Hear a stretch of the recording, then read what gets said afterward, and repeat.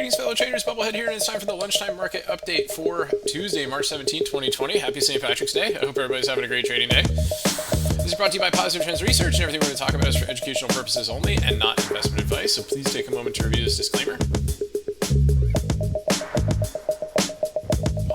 Awesome. All right, so the market rally, and now let's take a look at the monthly chart here. You can see we've already bounced off of the cloud a little bit here in the lower Bollinger Band. We are still below the monthly 50 moving average, but right now the SPX is up 143 points. So let's see how that holds today. See if we can get back above that 50. If we go to the weekly chart, right, we can see so far this week we're turning it into a hammer. We got really close to the December lows right now, so let's see if those continue to get defended. And we can see here a pretty strong candle as well on the SPX. Let's take a look at the intraday price action here.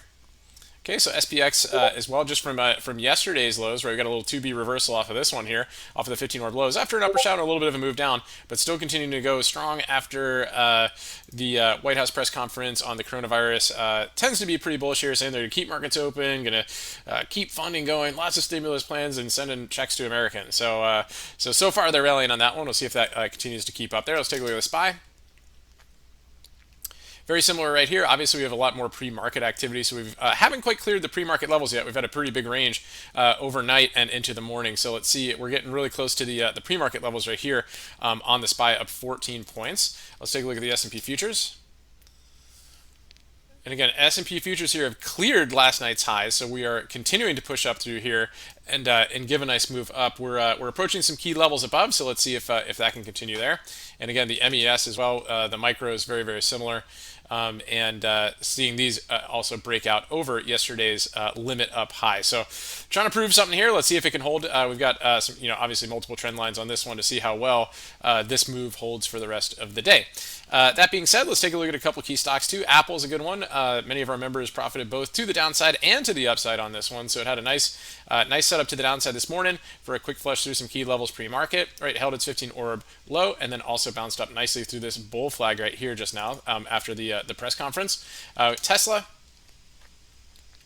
was pretty rough this morning, had a big move down and a 15-orb flush down, tagged some key levels, and then bounced off of that too with the rest of the market.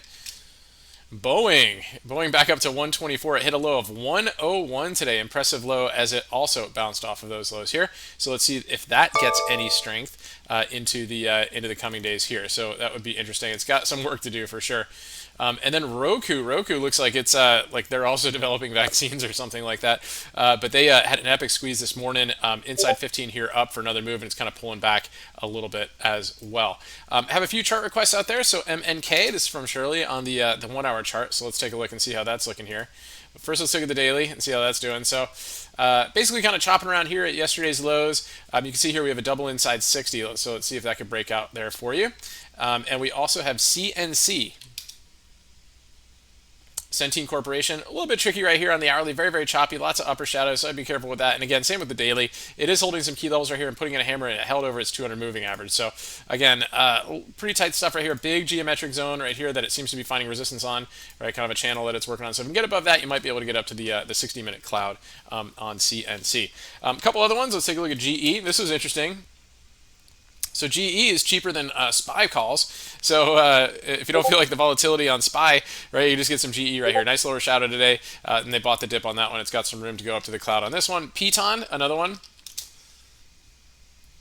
Okay, so Piton double inside 60 after a move up today. Apparently no one's going to the gym, so everybody's going to get Piton bicycles, and that's moved its way back up over some key levels here as well. Some big volume yesterday with nice follow through today. And then, of course, on the grocery store side, Kroger up 3 points today. Have had an epic move right here, all the way up to fresh highs. Right, basically came out of like a big bull flag right here today, and got an epic run up. We saw that in some other retail names too. A lot of retail names, like your brick and mortar stores, got crushed, like your Macy's and your KSS. But here we can see Kroger had a nice inside 15 up, which got to the 15-orb high, got to your pre-market levels, and gave a nice move up on that one. So good stuff, guys. I hope everybody has a great rest of your trading day. Everybody stay healthy out there and remove your risk first and stay safe so you can stay in the game. And I'll talk to you soon.